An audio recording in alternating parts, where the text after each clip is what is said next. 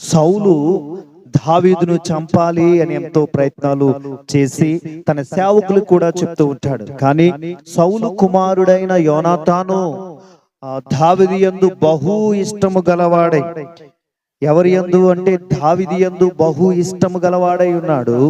ఉండి దావీదును రక్షించడానికి, దావీదు ప్రాణాన్ని కాపాడటానికి, దావీదు కొరకు తన తండ్రి అయిన యోనాతాను తండ్రి అయిన సౌలుతో అంటాడు, అయ్యా ఏ నీకు హాని చేశాడు దావీదు? దావీదు నీకు ఏ హాని చేశాడు? అవన్నీ నువ్వు ఒక్కసారి జ్ఞాపకం చేసుకో. నా తండ్రి అయిన సౌలా రాజా అని ఖచ్చితంగా సంభాషణ చేస్తాడు. నేనేం చెప్తున్నానంటే, సౌలు దావీదుని చంపాలన్నా, సౌలు యొక్క కుమారుడే దావీదు కొరకు ఇష్టము గలవాడై దావీదుని కాపాడాలని ఎంతో ప్రయత్నాలు చేస్తాడు.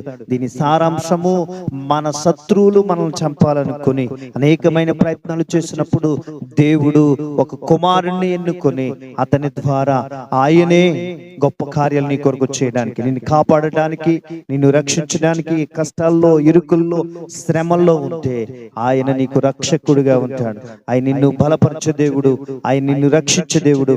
అందుకే నేను అంటున్నాను, దావీదు ఎంతగానో శ్రమలో ఉండినప్పటికీ, ప్రాణాపాయమైన పరిస్థితి దావీదుకి ఎదురైనా దావీదు ఎక్కడ జడియలేదు, జంకలేదు, దేవుణ్ణి స్తుతించేవాడిగా ఉన్నాడు.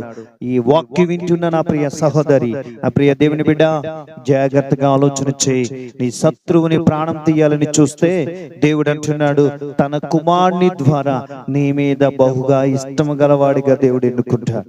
దేవుడు గొప్ప కార్యాలు చేస్తాడు. నిన్ను కాపాడే దేవుడు, నిన్ను రక్షించే దేవుడు. అటువంటి కార్యాలు దేవుడు నీ కుటుంబంలో చేయునుగాక. ఆమేన్.